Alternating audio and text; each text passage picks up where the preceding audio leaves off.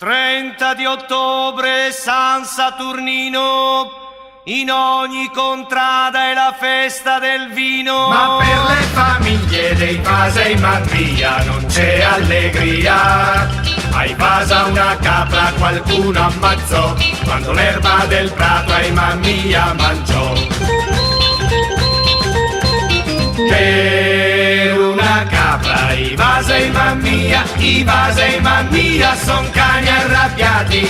Per una capra i Vasa e Mammia portano il lutto 3 giorni su 3.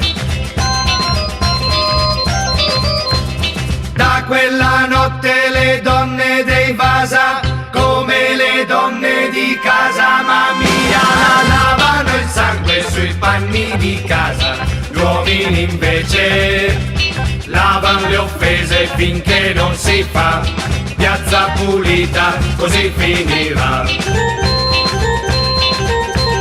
Per una capra i Vasa e Mammia son cani arrabbiati. Per una capra i Vasa e Mammia portano il lutto 3 giorni su 3.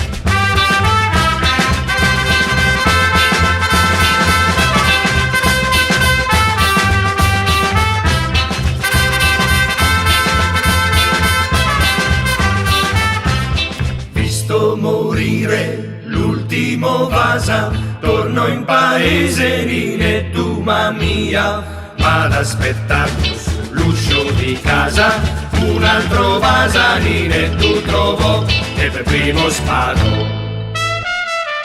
Ma era una donna, lui chiese perdono, appena nato un amore morì.